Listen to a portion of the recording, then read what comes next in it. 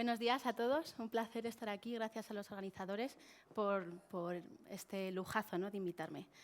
Bueno, yo, como ya ha comentado la organizadora, soy investigadora y trabajo en el CENIO, que es el Centro Nacional de Investigaciones Oncológicas. La gente, en general, cuando piensa en un científico, se imagina algo así, ¿no? Esa imagen de científico loco, quizá algo excéntrico, un personaje aislado, incluso algo autista, ¿verdad? Bueno, en realidad no somos así, por supuesto. Tampoco quiero vender la papeleta del típico científico de CSI, alguien súper inteligente, súper interesante, por supuesto, mega atractivo, incluso sexy, ¿verdad? Pues no, la verdad es que los científicos somos, en general, gente bastante corriente. Mira, os enseño, este es mi laboratorio y estos son mis compañeros. Y estas son las actividades que realizamos los científicos en un día normal de trabajo, ¿verdad? Los científicos, yo diría que somos gente curiosa, por definición. Somos gente que nos hacemos preguntas y a la vez tenemos ansia por responder esas preguntas.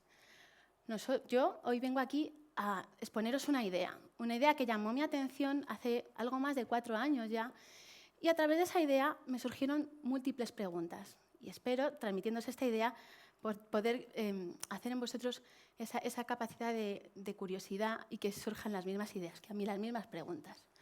Pues bien, vamos a introducir esta idea. El cuerpo humano. El cuerpo humano se estima que se compone de alrededor de 100 billones de células. 100 billones, pensar en estas cifras.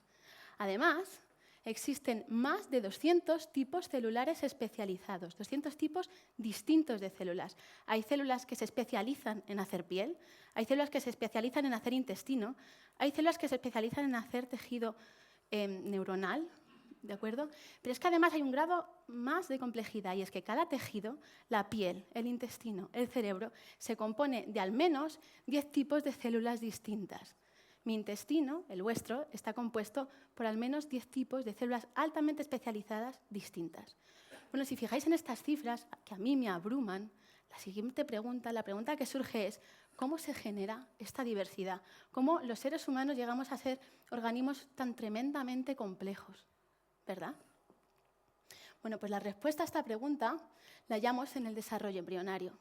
Durante el desarrollo embrionario existen unas células muy especiales que se llaman células madre embrionarias. Seguro que os suenan y habéis oído hablar de ellas. Estas células son de gran importancia y esta importancia radica en la capacidad de estas células en diferenciarse, en generar todos los tipos celulares de todos los tejidos de los cuales estamos formados los organismos adultos. Las células musculares, las células del intestino, las células sanguíneas, neuronas, células hueso, absolutamente todas las células.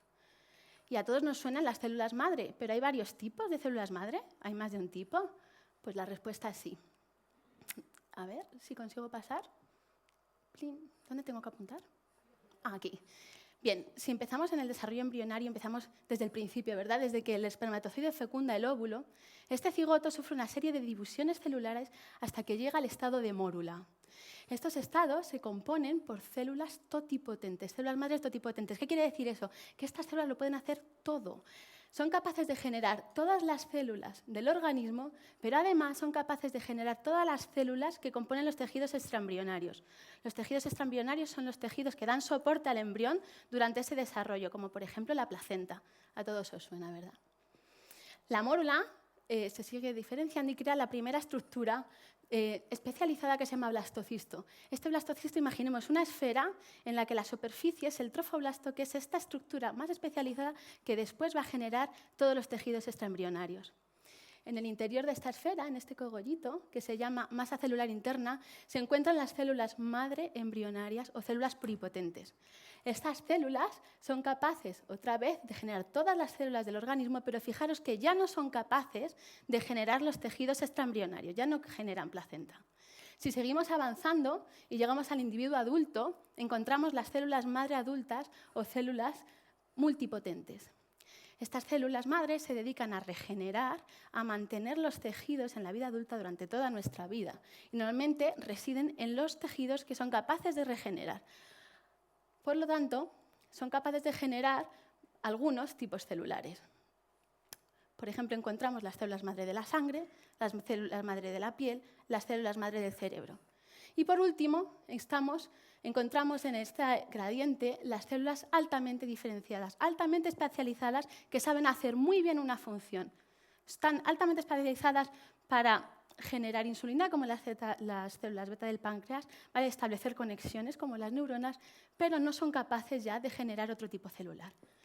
Pues bien, veis que desde el cigoto hasta la célula diferenciada vemos un gradiente decreciente en esta potencia, ¿verdad? En esta capacidad de generar distintos tipos celulares. Y en este punto me gustaría comentaros esta metáfora que ideó Conrad Waddington, que fue un genetista escocés, y era su visión, su forma de ilustrar cómo él veía el desarrollo embrionario. Imaginemos una canica en lo alto de una colina y esta canica va cayendo hasta alcanzar los apartados más bajos, ¿verdad?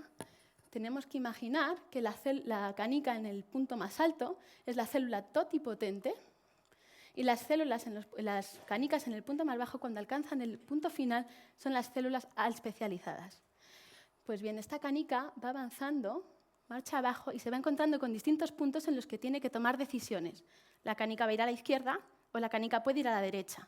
Y lo importante aquí es que con cada decisión que tome esta canica va a adquirir un compromiso de destino final. Si la canica decide ir por la izquierda, va a poder acabar en estos destinos de la izquierda, pero nunca, jamás, va a poder acabar en los destinos de la derecha, ¿verdad? Pues bien, esta idea de unidireccionalidad estuvo presente durante mucho tiempo. Uy, lo siento. Entonces, las células madre embrionarias han suscitado mucho interés en la comunidad científica. ¿Por qué? Pues porque, como os he comentado, son pluripotentes, son capaces de generar todas las células de todos los tejidos, pero es que además son fáciles de cultivar. Los científicos somos capaces de cogerlas en el laboratorio, tenerlas en placas de cultivo, expandirlas y además diferenciarlas a todo lo que nosotros queramos, a cualquier tipo celular. ¿Y esto para qué? Pues imaginemos, ¿no?, que tenemos pacientes con enfermedades degenerativas que tienen ciertos tejidos dañados. Estas células potencialmente nos ofrecen la posibilidad de diferenciarlas al tejido de interés y trasplantarlas y reemplazar las células dañadas. Fascinante, ¿no? Suena fantástico, pero siempre hay un pero. Pero estas células nos dan problemas de rechazo, porque están extraídas de embriones que no son genéticamente iguales a los pacientes. Problema de rechazo. Y además, para aislarlas, para conseguirlas, tenemos que destruir embriones, blastocistos, con todos los problemas éticos que eso conlleva y os imagináis. Pues bien, viendo estas limitaciones, muchos científicos se han preguntado si realmente este proceso era irreversible, si no podíamos ascender en esta colina de Waddington. Y aquí llega un gran protagonista de esta historia, de este campo, que es Shinya Yamanaka. Este científico japonés lo que se preguntó es: ¿qué pasa si sometemos a una célula altamente especializada a un ambiente embrionario?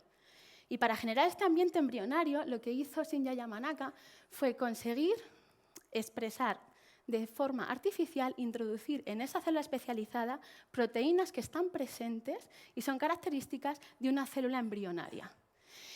Y él trabajó muchísimo, probando muchísimas combinaciones, ¿vale?, de todos estos factores. Ay, no sé qué ha pasado.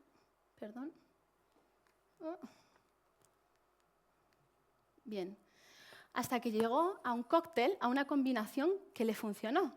Las células adultas especializadas, como las células de la piel, al introducirle estas 4 proteínas, casi por arte de magia, daban marcha atrás en su reloj biológico y se convertían en células pluripotentes, células embrionarias. Algo fascinante. Shinya a estas células le llamó células IPS, del inglés Induced Pluripotent Stem Cells. Entonces, Dios mío, era posible dar marcha atrás. No me funciona muy bien esto. Ay.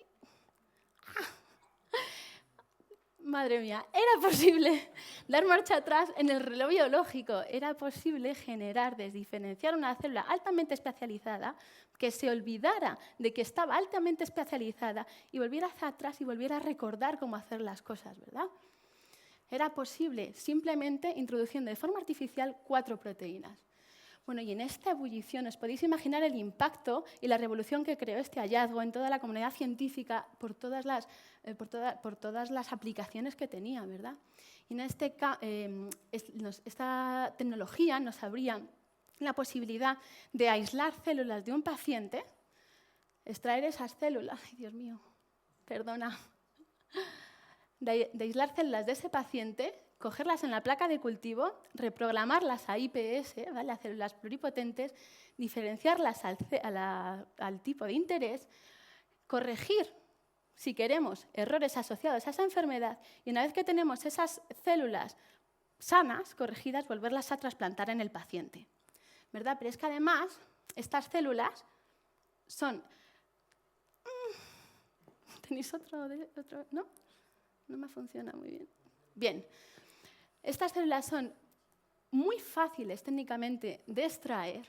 Además, no existen problemas de rechazo, puesto que si yo tengo un defecto, yo tengo un problema, quiero regenerar mi hígado, puedo extraer células de mi propia piel, de un pelo, ¿vale?, del interior de la boca. O sea, que no tendríamos rechazo. Y además, desaparecen todos los problemas éticos asociados a la destrucción de embriones, porque para generarlas paso directamente de célula especializada a célula embrionaria. Fascinante, ¿verdad? Pues bien, en este... ¡Ay, madre mía! A ver... En esta ebullición en el campo llegamos nosotros y nuestra pregunta fue... Vale, ¿qué pasa si cogemos el cóctel de Yamanaka, estos 4 factores, y hacemos que se expresen en un organismo adulto, en un ser vivo? ¿Podemos retroceder nuestro reloj biológico? Pues bien, para desarrollar esta idea generamos un ratón transgénico al que llamamos ratón reprogramable. Este ratón estaba modificado de forma que nosotros a voluntad podíamos hacer, como si de un interruptor se tratase, encender la expresión de estas 4 proteínas en todas sus células. Y era una manera muy sencilla, porque la forma de encender este interruptor era simplemente añadir al agua de la bebida de estos ratones un compuesto que llamábamos doxiciclina, ¿verdad? Y entonces empezamos a jugar. Bueno, ¿qué pasa si ponemos la doxiciclina en el agua de los ratones? Pues desgraciadamente nos llevamos una gran decepción al ver que se morían. Estos ratones, el efecto de estas 4 proteínas al principio era devastador. Hicimos muchos intentos y trabajamos mucho. Incluso estuvimos a punto de abandonar el proyecto, pero no nos vinimos abajo y seguimos probando combinaciones. Enciendo un poquito, apago, enciendo más, enciendo menos, más tiempo, menos tiempo. Y al final dimos con unas condiciones que nos funcionaron y eran compatibles con la vida de estos animales. Y observamos, curiosamente, que en estos animales aparecían en varios órganos unas masas y cuando nos vamos al microscopio a mirarlas, fijar lo que tenemos. Teníamos teratomas. ¿Qué es un teratoma? Pues un teratoma es el resultado de la diferenciación de la diferenciación de forma desorganizada y desordenada de una célula pluripotente. Como os he contado y como ya sabréis, las células pluripotentes pueden hacer cualquier cosa. Y además, en un entorno de caos que la dejas en medio del cuerpo, puede hacer páncreas al lado de tejido pulmonar, al lado de músculo, al lado de piel. Esto era en cuestión de micras, ¿verdad?, de una masa. Entonces, tener todos estos tejidos en una misma masa solo podía hacerlo una célula pluripotente. El mensaje importante aquí era que realmente lo habíamos conseguido. Habíamos conseguido que las células en un organismo vivo dieran marcha atrás en su reloj biológico. Y entonces la siguiente pregunta fue, ¿y podemos cazarlas? ¿Podemos coger estas células para analizarlas, para saber cómo son? ¿Son iguales que las que se generan en las placas de cultivo? ¿Son distintas? Pues bien, a partir de la sangre de estos ratones conseguimos estas células. Al microscopio, estas células tienen esta forma, crecen en colonias de estas redonditas, ¿verdad? Estas. Y empezamos a analizarlas y a estudiarlas, cómo son, y pronto nos dimos cuenta que no eran como las células IPS de Yamanaka, que tampoco eran como las células madre embrionarias de las que se está hablando. Tenían unas características especiales. Fijaros, en los teratomas aparecían estas estructuras llenas de hemorragias y células enormes que resultaron ser placenta. ¿Y esto por qué es interesante? Porque es que, como os he comentado antes, la placenta, madre mía, la placenta se deriva del trofectodermo, esta capa de aquí, ¿verdad? Las células madre embrionarias que vienen de la masa celular interna se van a dar lugar al embrión, pero no van a dar lugar a la placenta, con lo cual tener placenta y tener tejidos del organismo adulto lo que nos indicaba es que estábamos más bien por aquí, ¿no? Un poquito más atrás. Para testar esta idea, utilizamos un truco que utilizamos los científicos muy a menudo, que es teñir las células. Teñir las células con un color que nos permite seguirlas. Vamos a teñirlas y vamos a introducirlas en un embrión. Y a ver dónde se sitúan, porque si las células son pluripotentes, irán a la masa celular interna y desarrollarán un embrión. Si las células tienen otra capacidad, quizá nos aparezcan por el trofoectodermo y formen la placenta, ¿verdad? Bien, pues cuando hicimos esto con nuestras células,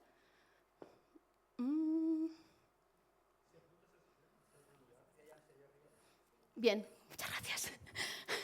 Cuando hicimos esto con células madre embrionarias, como veis, se van a la masa celular interna, que es lo que se espera de ellas. Sin embargo, nuestras células generadas in vivo, como veis, estaban tanto en la masa celular interna como en el trofoectodermo. Esto es una imagen real que obtenemos en el laboratorio y así es un blastocisto. Pero si además dejamos a estos embriones desarrollarse en el útero de una ratona, vemos que tanto el embrión como su placenta, que es esa estructura de aquí, está teñido de verde. O sea que estas células son capaces de formar placenta y son capaces de formar embrión. Por lo tanto, son totipotentes, ¿verdad? Madre mía, habíamos sido capaces de dar marcha atrás, pero casi que nos habíamos pasado. Habíamos conseguido ir aún más atrás que lo que hizo Yamanaka en una placa Petri, en condiciones muy forzadas. Pero estas células no dejaron de darnos sorpresas. Y fijaros lo que encontramos en los ratones. Empezáramos a ver esta serie de estructuras que parecían pequeñas uvitas y cuando las llevamos al microscopio para analizarlas mejor, aquí me tenéis que creer, pero estas estructuras se parecen bastante a un embrión en estado de preimplantación. Madre mía, esto ya no es como un teratoma, algo desorganizado. Esto tiene estructura, esto tiene orden, ¿verdad? Una estructura pseudoembrionaria, ordenada, con estructura. Y fijaros que aquí lo más curioso es que no ha habido fecundación en ningún momento. No hemos partido de un espermatozoide y un óvulo, ¿verdad? Todo esto viene de una célula especializada, como la de la piel. Bien, pues para resumir, os he dicho que las células diferenciadas sabemos hoy en día que son capaces de volver hacia atrás y convertirse en IPS, ¿vale? Que es lo que consiguió Yamanaka. Y nosotros no solo hemos demostrado que esto también podemos hacerlo en el interior de un organismo vivo, sino que además cuando lo hacemos somos capaces de ir incluso más atrás en el desarrollo embrionario hasta un estado de totipotencia, algo que en humanos significa 72 horas después de la concepción. Y bueno, la vida de un científico es así.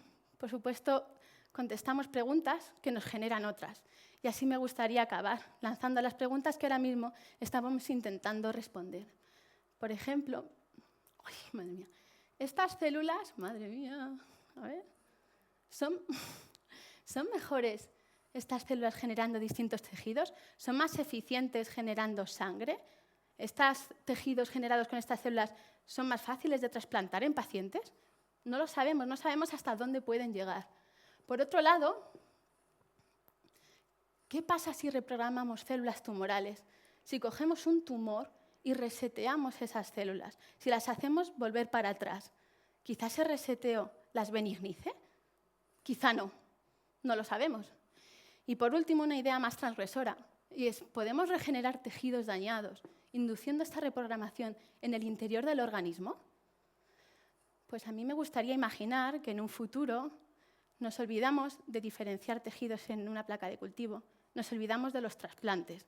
En un tejido, imaginamos que un enfermo de Alzheimer sus propias células de cerebro pueden reprogramarse, ir un poco hacia atrás y ser sus propias células las que en el interior del organismo reemplazan esas células dañadas por células sanas. Pues hasta aquí es todo. Muchas gracias por vuestra atención.